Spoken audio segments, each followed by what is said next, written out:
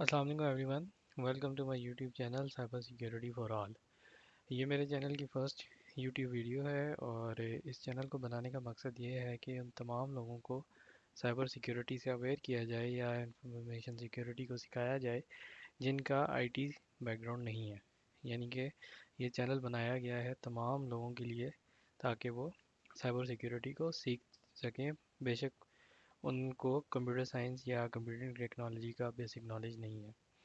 तो मेरी first video का एजेंडा बेसिकली इंफॉर्मेशन सिक्योरिटी की एक बेसिक ट्रेनिंग है कि इंफॉर्मेशन सिक्योरिटी बेसिकली क्या होती है और आजकल के इस डिजिटल दौर में आप अपने आप को हैकर से और अपनी कॉन्फिडेंशियल डाटा या कॉन्फिडेंशियल इंफॉर्मेशन या जिस तरह से आपके बैंक अकाउंट्स हैं और डिजिटल ट्रांजैक्शंस आप लोग करते हैं बैंकिंग ट्रांजैक्शंस, उनको किस तरह से आप लोग सिक्योर बना सकते हैं। तो स्टार्ट करते हैं first of all information security की बेसिक से। तो इंफॉर्मेशन सिक्योरिटी बेसिकली तीन चीज़ों से मिलके बनती है जिसको कहा जाता है CIA ट्राइएड या एक CIA ट्राइंगल। जब ये तीनों मिलते हैं एक डिजिटल कॉम्पोजिशन में तो हम इंफॉर्मेशन को सिक्योर कर पाते हैं। तो इस ट्राइएड का जो पहला कंपोनेंट है वो है कॉन्फिडेंशियलिटी।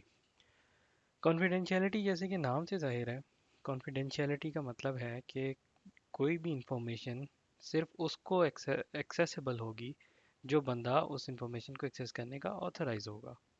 फॉर एग्जांपल, आपकी इंटरनेट बैंकिंग का पासवर्ड है, आपकी एटीएम की पिन है। एटीएम की पिन और इंटरनेट बैंकिंग का पासवर्ड इसके ऑथराइज सिर्फ आप खुद हैं, जिस बंदे के याद वो बंदा खुद ऑथराइज है, जिसका बैंक अकाउंट है। कोई दूसरा बंदा इस इंफॉर्मेशन को एक्सेस करने के लिए ऑथराइज नहीं है। तो ये एक कॉन्फिडेंशियल इंफॉर्मेशन है और इसको सिक्योर करना कॉन्फिडेंशियलिटी के प्रोसेस में आता है। देन चीज़ आ जाती है इंटीग्रिटी। इंटीग्रिटी ये है कि जो भी इंफॉर्मेशन है या कोई भी डाटा है उसको इलीगली अल्टर होने से, उसको टेम्पर होने से या उसको किसी भी तरह से अनऑथराइज चेंजिंग से सेव किया बचाया जा सके या सेव किया जा सके। फॉर एग्जांपल, आपकी कोई भी बैंक स्टेटमेंट है या कोई कॉन्फिडेंशियल नोट्स हैं, तो वो जो बैंक स्टेटमेंट है एंड टू एंड पहुंचाने के लिए, एक एंड यूज़र तक पहुंचाने के लिए जो उसकी इंटीग्रिटी को इंश्योर करना सबसे ज़रूरी है कि उसमें डिजिट्स का कोई भी चेंज ना आए, उसमें जिस बंदे के नाम की वो बैंक स्टेटमेंट है उसमें कोई चेंजेस ना आए। तो ये चीज़ होती है इंटीग्रिटी को इंश्योर करती है। ओके। थर्ड चीज़ आती है अवेलेबिलिटी। अवेलेबिलिटी ये है कि जो कि एक्सेसिबल या ऑथराइज इंफॉर्मेशन है वो रिक्वायर्ड पर्सन को या रिक्वायर्ड लोगों को 24/7 अवेलेबल हो। फॉर एग्जांपल, मैं बैंकिंग एप्लीकेशन से ही मिसाल देता हूँ। एक बैंकिंग एप्लीकेशन का जो एंड स्टेक होल्डर है वो एंड यूज़र है, जैसे कि मैं और आप हैं। मेरा एक बैंक अकाउंट है किसी भी बैंक में और उसकी इंटरनेट बैंकिंग का मैं एक मेन स्टेक होल्डर हूँ। अब जो मेरे इंटरनेट बैंकिंग में जो इंफॉर्मेशन है उसकी अवेलेबिलिटी को मुझ तक वो एप्लीकेशन 24/7 अवेलेबल हो, चाहे मैं जिस टाइम भी ट्रांजैक्शन करूं, मैं सुबह के दिन के 12 बजे ट्रांजैक्शन करूं या रात के 12 बजे ट्रांजैक्शन करूं, मुझे वो इन्फॉर्मेशन 24/7 अवेलेबल होनी चाहिए। तो इंफॉर्मेशन सिक्योरिटी बेसिकली इन तीन चीज़ों से मिल के बनती है।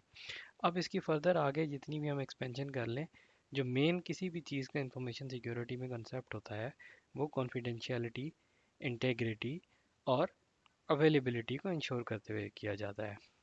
अगर आपको ये चीज़ समझ आ गई है तो काइंडली कमेंट में कॉन्फिडेंशियलिटी, इंटीग्रिटी और अवेलेबिलिटी को बताइए। अब हम आगे चलते हैं। अच्छा, कहीं भी इंफॉर्मेशन सिक्योरिटी को इम्प्लीमेंट करने के लिए जो सबसे वीक टारगेट होता है, जो सबसे बड़ी फ्लॉ बनता है सिस्टम का, वो ह्यूमन एरर होता है। और ह्यूमन जो है वो वीकेस्ट लिंक इसलिए होता है सिक्योरिटी में due to the lack of awareness. देखें, जो आईटी रिलेटेड पीपल होते हैं उनको तो इन सब चीज़ों का पता होता है, लेकिन किसी भी ऑर्गेनाइजेशन में जैसे कि बिजनेस साइड के लोग हैं, मार्केटिंग साइड के लोग हैं, फाइनेंस साइड के लोग हैं, उनसे एक ऑर्गेनाइजेशन की इंफॉर्मेशन सिक्योरिटी को ज़्यादा ख़तरा होता है क्योंकि वो इस चीज़ से अवेयर नहीं होते। और इस चैनल का मकसद भी यही है कि कॉमन पीपल या आम आदमी को इंफॉर्मेशन सिक्योरिटी से अवेयर किया जा सके ताकि वो अपने डाटा को या अपनी ऑर्गेनाइजेशन को जहाँ पे भी वो काम करता है या कोई भी ई कॉमर्स का वो बिजनेस करता है या एवरीथिंग, उसको सिक्योर किया जा सके। अच्छा, तो इंफॉर्मेशन सिक्योरिटी में जो मेन लाइन ऑफ डिफेंस है that is basically password. Password सबसे पहली चीज़ होती है किसी भी हैकर जो किसी भी अकाउंट को सिक्योर करने के लिए, और हैकर सबसे पहले आपके पासवर्ड को ही टारगेट करता है। तो पासवर्ड की बेस्ट प्रैक्टिस क्या है, आप अपना पासवर्ड क्या रखें। पासवर्ड आपने किसी भी अपने अकाउंट का पासवर्ड बना रहे हैं, आप अपने किसी सोशल मीडिया का पासवर्ड बना रहे हैं, जैसे कि आजकल लोगों को बड़ा कंसर्न होता है कि उनके इंस्टाग्राम का, स्नैपचैट का, फेसबुक का पासवर्ड जो है वो ब्रीच ना हो या पासवर्ड कोई हैक ना कर ले। तो उसकी मैं अच्छी प्रैक्टिस क्या है कि आप अपना जो पासवर्ड है वो एटलीस्ट 10 कैरेक्टर्स लॉन्ग रखें। यानी कि 10 एक कैरेक्टर्स होने चाहिए आपके पासवर्ड में। और उसको फर्दर स्ट्रॉन्ग करने के लिए क्या होना चाहिए, उसमें एक कैपिटल लेटर रखें, एक स्मॉल लेटर रखें, उसमें नंबर्स भी ऐड करें और उसमें सिंबल्स भी ऐड करें। और रेगुलर इंटरवल्स पे, यानी कि ऑलमोस्ट 45 दिन या 2 महीने बाद अपने पासवर्ड को, अपने तमाम अकाउंट के पासवर्ड्स को चेंज करें। ओके, अब इसमें क्या काम आपने नहीं करना, वो ये है कि सबसे पहले आपने अपना पासवर्ड किसी के साथ भी शेयर नहीं करना। इवन कि अगर आपको आपके बैंक से भी कॉल आती है कि कोई मेंटेनेंस चल रही है और वो आपसे आपके बैंक अकाउंट का पासवर्ड पासवर्ड मांगते हैं, तो उस पास आपने उनके साथ भी पासवर्ड चेंज नहीं करना। आपने अपने पासवर्ड में कभी भी जेनेरिक वर्ड्स या डिक्शनरी वर्ड्स नहीं रखने। उसके अलावा आपने कभी भी अपना CNIC, डेट ऑफ बर्थ या टेलीफोन नंबर भी पासवर्ड में नहीं रखना। इसके अलावा अगर आपकी कोई ईमेल आईडी है, जैसे कि कोई भी आपकी आईडी, अब जैसे कि मेरी ईमेल आईडी है अब्दुल.हादी, तो मैं अपने पासवर्ड में कभी भी अब्दुल.हादी नहीं लिखूंगा, क्योंकि ये इजीली गैसेबल है और कोई भी जो भी मुझे जानता होगा वो ये थोड़े बहुत कॉम्बिनेशंस लगा के मेरा पासवर्ड ब्रेक कर सकता है। पासवर्ड की सिक्योरिटी को फर्दर इंश्योर करने के लिए आप क्या करें कि अपना पासवर्ड रखने से पहले अपने आसपास देख लें, कोई बंदा आपके आसपास खड़ा होकर आपकी पासवर्ड या आपकी की डिजिट्स तो नहीं देख रहा, कोई आपकी शोल्डर से खड़ा होकर आपकी स्क्रीन को तो नहीं देख रहा। और सेकंड, अपना पासवर्ड कभी भी किसी भी डायरी में, किसी भी स्टिकी नोट में या कहीं पे भी लिख के नहीं रखें। The best place to save your password is your brain. आपका दिमाग आपकी इंफॉर्मेशन को सिक्योर रखने के लिए, आपके पासवर्ड को सिक्योर रखने के लिए सबसे बेहतरीन जगह है। इसके अलावा आप जहाँ कहीं पे भी अपना पासवर्ड सेव करेंगे, देयर इज़ अ चांस कि वो ब्रीच हो जाए।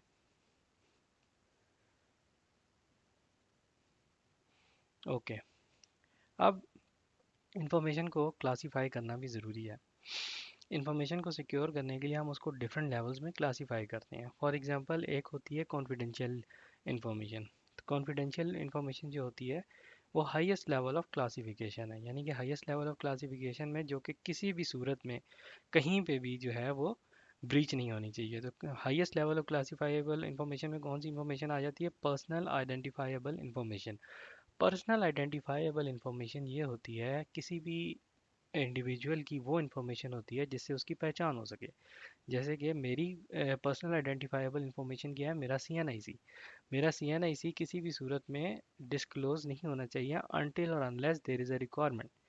अनटिल और unless there is a requirement कि मुझे कहीं पे अपना CNIC देना पड़े या कहीं वेरिफिकेशन करानी पड़े, सिर्फ उस सूरत में मैं अपना CNIC डिस्क्लोज कर सकता हूँ, अदरवाइज मैं अपना CNIC किसी को नहीं बता सकता। देन प्राइवेट इन्फॉर्मेशन क्या होती है, जैसे कि आपकी मेडिकल इन्फॉर्मेशन है, आपकी मेडिकल हिस्ट्री क्या चल रही है। लेट सपोज खुदा ना खास्ता अगर किसी को कोई बीमारी है तो उसकी जो भी मेडिकल रिकॉर्ड्स हैं वो उसकी प्राइवेट इन्फॉर्मेशन है, रिस्ट्रिक्टेड इन्फॉर्मेशन है, वो किसी की भी साथ शेयर नहीं की जाती, की जा सकती। ये कॉन्फिडेंशियल से थोड़ा कम लेवल ऑफ क्लासिफिकेशन है। देन आ जाता है सेंसिटिव इंटरनल यूज़ की इंफॉर्मेशन। अब ऑर्गेनाइजेशंस के अंदर कुछ इंफॉर्मेशन होती है जो सिर्फ विद इन द ऑर्गेनाइजेशन इस्तेमाल करने के लिए होती है, जैसे कि सैलरी लेवल्स हैं, एक स्पेसिफिक ग्रेड्स होते हैं, ठीक है, ऑर्गेनाइजेशंस में कि इस ग्रेड पे सैलरी लेवल ये है, फिर उससे ऊपर ग्रेड पे सैलरी लेवल ये है। इसके अलावा कुछ पॉलिसीज़ होती हैं ऑर्गेनाइजेशन की जो विद इन द ऑर्गेनाइजेशन है किसी भी इंस्टीट्यूशन में यूज़ करने के लिए इस्तेमाल होती हैं। अच्छा, सबसे लोएस्ट लेवल ऑफ क्लासिफिकेशन आ जाता है अनक्लासिफाइड या पब्लिक इंफॉर्मेशन। पब्लिक इंफॉर्मेशन वो होती है जो कि आपको इजीली इंटरनेट से मिल जाए, जो कि which is meant for the public.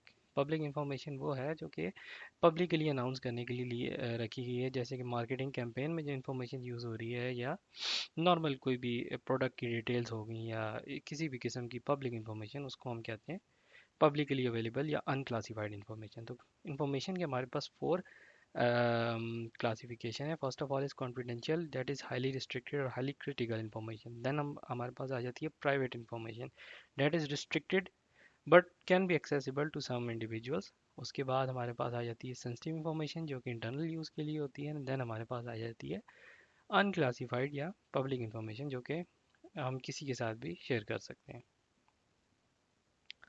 Okay, अच्छा। अब हमने डाटा आपके पास, आपके लैपटॉप में जो डाटा है हमने उसको सिक्योर किस तरह करना है। तो ऑर्गेनाइजेशंस में बेस्ट प्रैक्टिसेस ये हैं कि आपने दिन भर का जो भी काम किया है, आपने एक्सेल पे कोई बैलेंस शीट बनाई है, आपने वर्ड की कोई डॉक्यूमेंट बनाई है, आपने कोई मेडिकल, अगर आप मेडिकल फील्ड में आपने कोई मेडिकल के रिकॉर्ड्स बनाए, अगर आप फाइनेंस की शीट में आपने कोई फाइनेंशियल डाटा दिन भर का कैलकुलेट किया है या कोई भी किया है, तो बेस्ट प्रैक्टिस ये है कि उसका एक बैकअप भी बनाया जाए। ऑफिशियल, अगर आप किसी इंस्टीट्यूशन में काम करते हैं, किसी भी ऑर्गेनाइजेशन में काम करते हैं, तो उसके लिए प्रैक्टिस ये है कि आप आपका दिन भर का जो भी काम है या जो भी डाटा है, आप उसको जो आपके आईटी डिपार्टमेंट ने एक सर्वर्स को डेजिग्नेट किया हुआ है उन सर्वर्स पे अपलोड कर दें। देन आपके आपके उस बैकअप को सिक्योर रखने की बेस्ट प्रैक्टिस ये है कि आपके विंडोज़ में एक ऑप्शन होता है बिट लॉकर का। जब भी आप अपने लैपटॉप में कोई भी डाटा सेव कर रहे हैं, चाहे वो पर्सनल लैपटॉप है, चाहे वो ऑफिशियल लैपटॉप है, या जो भी है आपके पास जो भी डाटा है, अपनी एक हैबिट बनाएं, विंडोज़ का बिट लॉकर इनेबल करें और बिट लॉकर का एक अच्छा सा पासवर्ड रखें। जैसे कि मैंने अभी भी पिछले स्लाइड्स में एक्सप्लेन किया था कि बेस्ट पासवर्ड की क्या प्रैक्टिस होती है, उस पासवर्ड को देखते हुए बिट लॉकर इनेबल करें और अपने डाटा को सिक्योर बनाएं। देन हम चलते हैं वर्क स्टेशन सिक्योरिटी की तरफ। अच्छा, ऑर्गेनाइजेशंस में बेसिकली ये होता है, बड़ी ऑर्गेनाइजेशंस में सेपरेट केबिन्स लोगों के पास नहीं होते, तो पब्लिकली ओपन इन्वायरमेंट होता है। एक ही जगह पे सारे लोग बैठ के काम कर रहे होते हैं, तो इसमें सबसे ज़्यादा खतरा आपको अपने आसपास वालों से होता है। तो जब भी आप अपना वर्क स्टेशन छोड़ के कहीं जा रहे हैं या किसी भी काम से जा रहे हैं, तो अपने पीसी को लॉक करके जाएं। द बेस्ट प्रैक्टिस इज आपके पीसी में विंडोज़ और साथ एल की है, उसको प्रेस कीजिए और आपका पीसी लॉक हो जाएगा। कभी भी वर्क स्टेशन छोड़ते हुए उसको ओपन ना छोड़ के जाएं, क्योंकि ये कोई भी इसमें सिक्योरिटी या इंटरनल सिक्योरिटी रिस्क हो सकता है। अच्छा, इसके बाद हम चलते हैं क्लियर डेस्क और क्लियर स्क्रीन की तरफ। तो ऑर्गेनाइजेशन में बेस्ट प्रैक्टिस ये होती है कि आप कोई भी कॉन्फिडेंशियल डाटा, या आप अगर किसी बैंक में काम करते हैं तो किसी भी कस्टमर को कोई भी डाटा जो है आप कभी भी अपने टेबल पे खुला छोड़ के नहीं जाइए। या जैसे कि मैंने एक्सप्लेन किया, अपने पासवर्ड को कभी भी स्टिकी नोट्स में लिख के अपने टेबल पे ना मत लगाइए। और कोई भी कॉन्फिडेंशियल फाइल्स हैं उनको हमेशा लॉकर में रखिए। ओके, अब बात आती है मशहूर चीज़ की, जिसको कहते हैं एंटीवायरस। आप एक चीज़ को इंश्योर करें कि आपके लैपटॉप में एंटीवायरस इनेबल्ड हो, वो काम कर रहा हो, ठीक है। और विदाउट एंटीवायरस के लैपटॉप यूज़ करना या इंटरनेट पे सर्फिंग करना, इट्स अ हाई रिस्क। तो मेक श्योर कि आप जब भी लैपटॉप यूज़ करें एक अच्छा सा एंटीवायरस खरीदें, और एंटीवायरस को इंश्योर करें कोई भी काम अपने लैपटॉप या पीसी पे करते हुए। ओके, अब हम चलते हैं फिशिंग की तरफ। फिशिंग नाम से ये जाहिर होता है जैसे कि ये कोई फिशिंग है। बेसिकली इसका कंसेप्ट भी इसी तरह से ही है। फिशिंग में बेसिकली क्या होता है, ये एक ऐसी टेक्निक है जिसमें हैकर जो है नॉर्मली अनअवेयर पीपल, या जिनकी इतनी स्ट्रॉन्ग ग्रिप या इतनी स्ट्रॉन्ग नॉलेज नहीं होती साइबर सिक्योरिटी पे, उन लोगों को टारगेट करते हैं। इसमें बेसिकली क्या होता है कि हैकर आपको कोई फेक ईमेल भेजेगा, आपको फेक एसएमएस करेगा, ठीक है। उस एसएमएस के अंदर कोई यूआरएल, या जिसको आम जबान में लिंक कहा जाता है, कोई भी लिंक उसमें इनेबल होगा। अब उसमें बहुत ज़्यादा कैची सा इन्वायरमेंट किया जाता है, एक अच्छी सी एडवर्टीजमेंट हैकर अपनी तरफ से बनाता है और यूज़र को इंसिस्ट करता है कि वो उस डॉक्यूमेंट पे या उस लिंक पे क्लिक कर दे। तो आपको कभी भी इस किस्म की कोई फिशिंग ईमेल आती है तो उसके अंदर कोई लिंक होता है, तो उसको कभी भी क्लिक ना कीजिए। अगर आप क्लिक करते हैं तो फिर आपका अकाउंट हैक भी हो सकता है। अच्छा, अब फिशिंग ईमेल को पहचानने का आसान तरीका क्या है। सबसे पहली बात तो ये है कि कोई भी अच्छी ईमेल डोमेन अगर आप लोग यूज़ कर रहे हैं, जीमेल यूज़ कर रहे हैं, याहू यूज़ कर रहे हैं, तो फिशिंग ईमेल वहाँ पे अगर कोई भी फिशिंग ईमेल आती है तो बाय डिफ़ॉल्ट वो स्पैम के फोल्डर में चली जाती है। समटाइम ऐसा होता है कि कोई लेजिटिमेट ईमेल या कोई ठीक ईमेल भी स्पैम के फोल्डर में चली जाती है। लेकिन मोस्ट ऑफ द केसेस में जो फिशिंग ईमेल होती है वो स्पैम के फोल्डर में ही जाके लैंड करती है। तो फिशिंग ईमेल की कुछ पॉइंट्स होते हैं जिनसे आप उसको पहचान सकते हैं। तो फर्स्ट ऑफ ऑल, जैसे कि स्क्रीन पे आपको नज़र आ रहा है, ये यूज़र को एक ईमेल आई है बैंक ऑफ अमेरिका की तरफ से। लेकिन अगर आप इसको गौर से देखें तो पहले पॉइंट में आप ये देखेंगे ईमेल तो आई है बैंक ऑफ अमेरिका की तरफ से, लेकिन जो ईमेल का एड्रेस है, ये यूज़र आईडी है, वो बेसिकली किसी इंडिविजुअल का ईमेल एड्रेस है। तो यहाँ से आपको पहला क्लू मिल जाएगा कि ये कोई लेजिटिमेट ईमेल नहीं है, कोई बैंक ऑफ अमेरिका की तरफ से नहीं आई है। अच्छा, आपने जब ये एक चीज़ देख ली, उसके बाद इस ईमेल में कोई ना कोई अटैचमेंट लाजमी होती है, और इस अटैचमेंट के अंदर 100% श्योर कोई ना कोई वायरस एम्बेड हुआ हुआ होता है। तो इस अटैचमेंट को आपने कभी भी अपने सिस्टम पे डाउनलोड नहीं करना। देन ईमेल का जो एड्रेस होता है वो बहुत जेनेरिक होगा, ठीक है, डियर कस्टमर, डियर ये वो, इस तरह से करके वो ईमेल का वो होगा, फोल्डर होगा। उसके बाद उसके अंदर कोई ना कोई लिंक होगा, आप अपने माउस को उस लिंक के ऊपर लेके जाइए तो आपको वो बताएगा कि ये कहाँ पर रीडायरेक्ट करेगा। यहाँ से भी आपको आइडिया हो जाएगा कि लिंक में basically log in to Bank of America लिखा हुआ है, और वहाँ पे आप स्क्रीन में देखेंगे तो ये किसी और साइट की तरफ लेके जा रहा है। और सबसे आखिरी चीज़ कि इसमें बहुत सारे ग्रामर के और स्पेलिंग के एरर्स होंगे, जिससे आपको आइडिया हो जाएगा कि ये एक फ़िशिंग ईमेल है। बाय द वे, कुछ अर्से पहले एक फ़िशिंग कैंपेन चलती थी नाइजीरिया की साइड से। तो नाइजीरियंस की साइड से बहुत सारी ईमेल्स आती थी फ़िशिंग ये वो। तो उसमें बहुत सारे ग्रामेटिकल एरर्स होते थे, जिससे ये आइडिया हो जाता था कि ये स्पैम ईमेल है या फ़िशिंग ईमेल है। Okay, safe internet usage.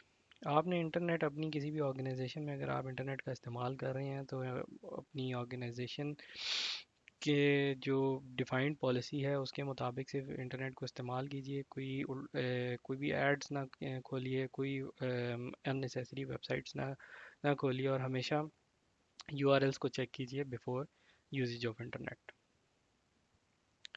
अब बात करते हैं कुछ स्कैम्स के बारे में। आजकल एक स्कैम बहुत चल रहा है। बहुत सारे लोगों को ये मैसेज आता होगा, your ATM has been blocked, और आपने उसको अपडेट नहीं किया और फलाने नंबर पे कॉल करें। जब आप फलाने नंबर पे कॉल करते हैं तो वो मोर और लेस आपसे या तो आपके बैंक अकाउंट का पासवर्ड मांगेगा या आपके एटीएम की पिन मांगेगा। और कुछ नादान लोग, या मैं कहूँगा कि जिनके पास लेटेस्ट इन्फॉर्मेशन नहीं होती, या जिन्होंने अभी तक मेरी ये वीडियो नहीं देखी है, तो वो शायद इसमें फंस भी जाएं और अपने एटीएम का पिन प्रोवाइड कर दें, अपने बैंक का पासवर्ड प्रोवाइड कर दें, और एट द एंड उनका बैंक अकाउंट हैक हो सकता है। तो always be careful about this type of scams. Password, जैसे कि मैंने बताया था, कि आपकी कॉन्फिडेंशियल इंफॉर्मेशन है, स्ट्रिक्टली प्राइवेट इंफॉर्मेशन है, आपने किसी के साथ भी इसको शेयर नहीं करना। ओके, अब हम बात करते हैं फिशिंग की ही कंटिन्यूशन में सोशल इंजीनियरिंग आइडेंटिटी थेफ्ट की। सोशल इंजीनियरिंग क्या है? सोशल इंजीनियरिंग में बेसिकली लोगों को टारगेट किया जाता है डिजिटल सिक्योरिटी को ब्रीच करने के लिए, क्योंकि जैसे कि हमने बताया कि 95% ऑफ सिक्योरिटी ब्रीचेस जो होते हैं वो ह्यूमन एरर की वजह से होते हैं। हैकर्स बेसिकली कोई लूप होल ढूंढ रहे होते हैं, कोई वीक पर्सन ढूंढ रहे होते हैं विद इन दी ऑर्गेनाइजेशन, क्योंकि नॉर्मली आजकल ऑर्गेनाइजेशंस का एक बहुत अच्छा जो है वो सिक्योरिटी आर्किटेक्चर होता है, उनका नेटवर्क बहुत स्ट्रांग होता है, उसमें मल्टीपल लेयर्स ऑफ सिक्योरिटी होते हैं। तो उन मल्टीपल लेयर्स ऑफ सिक्योरिटी को ब्रीच करना इतना आसान काम नहीं है जितना एक वीक टारगेट को या ह्यूमन एरर को एग्जीक्यूट करवाना ज़्यादा आसान है। तो इस चक्कर में जब भी कभी किसी एंड यूज़र को या ह्यूमन को टारगेट किया जाता है तो वो सोशल इंजीनियरिंग की डेफिनेशन में आता है। फॉर एग्जांपल, अगर एक ऑर्गेनाइजेशन ने एक बहुत अच्छी साइबर सिक्योरिटी इंप्लीमेंट की हुई है, उनके पास एक लेयर्ड साइबर सिक्योरिटी अप्रोच है, उनके पास फायरवॉल्स हैं, उनके पास एक अच्छे सिक्योरिटी सोल्यूशन है, एक अच्छे एंटीवायरस का पूरा सोल्यूशन है, लेकिन एक एंड यूज़र है और कोई भी हैकर उस पर सोशल इंजीनियरिंग करके उसका पासवर्ड किसी तरह निकलवा लेता है, तो कोई फ़ायदा नहीं इतनी मिलियन डॉलर्स की सिक्योरिटी लगाने का, क्योंकि एंड यूज़र का जो वीकेस्ट पॉइंट था वो ब्रीच हो गया। सोशल इंजीनियरिंग से आप बचने के लिए क्या कर सकते हैं? अपनी सेंसिटिव इन्फॉर्मेशन, जैसे कि मैं बार बार बता रहा हूँ, अपनी एम्प्लॉय आईडी, पासवर्ड या सीएनआईसी या एटीएम पिन, इस किस्म का डाटा अगर कोई भी आपसे कॉल करके मांगता है तो नेवर एवर आपने कभी भी शेयर नहीं करना। इवन अगर आपको बैंक की तरफ से भी कॉल आ जाए और बैंक आपसे ये कहे कि मुझे आप अपना पासवर्ड शेयर कीजिए, आप अपने एटीएम की पिन शेयर कीजिए क्योंकि वो ब्लॉक हो गया है, तो आपने उस कंडीशन में भी नहीं शेयर करना, क्योंकि बैंक कभी भी आपसे आपके इंटरनेट बैंकिंग का पासवर्ड या एटीएम की पिन नहीं मांगता। वो आपकी कॉन्फिडेंशियल है। ये बैक एंड पे जो सिस्टम एडमिनिस्ट्रेटर होते हैं उनको भी नहीं पता कि आपकी बैंक अकाउंट का क्या पासवर्ड है या आपकी एटीएम की क्या पिन है। वो सारी चीज़ें जो बैक एंड पे सर्वर्स में स्टोर्ड होती हैं वो एक इनक्रिप्टेड फॉर्म में स्टोर्ड होती हैं। फेक कॉल से मोहतात रहें। ठीक है, आजकल बहुत ज़्यादा फेक कॉल आ रही हैं लोगों को। आपने कभी अपनी बैंकिंग डाटा जो है वो नहीं प्रोवाइड करना हैकर्स को। और अब हम इसको कंक्लूड करते हैं। तो इस पूरी जो प्रेजेंटेशन थी उसमें मैंने आपको क्या सिखाया कि फ़र्स्ट ऑफ ऑल तो आपने अपना पासवर्ड किसी के साथ शेयर नहीं करना, अपनी कॉन्फिडेंशियल इंफॉर्मेशन को आपने सिक्योर रखना है, और अपने कॉन्फिडेंशियल डाटा को आपने इंक्रिप्ट करना है। अगर आप अपनी ड्राइव्स में पासवर्ड को सेव कर रहे हैं तो उन ड्राइव्स को इंक्रिप्ट करके रखें, मलिशियस लिंक्स पे क्लिक ना करें, अननोन ईमेल्स को ना खोलें, और प्राइवेट या कॉन्फिडेंशियल या सेंसिटिव इंफॉर्मेशन किसी के साथ भी शेयर ना करें अनटिल और अनलेस जिस बंदे के साथ आप शेयर कर रहे हैं वो उस इंफॉर्मेशन को एक्सेस करने का ऑथराइज है। So that's all for today's. अगर आपको ये वीडियो अच्छी लगी है तो प्लीज़ मुझे कमेंट में बताइए। और आप, ये तो मैंने एक बहुत ही बेसिक इंफॉर्मेशन सिक्योरिटी की हवाले से एक वीडियो बनाई है। फर्दर मैं इस चैनल पे टेक्निकल वीडियोस भी लेकर आऊँगा और मज़ीद टॉपिक्स को भी कवर करूँगा। सो अब तक के लिए इतना ही। Thank you. That's it.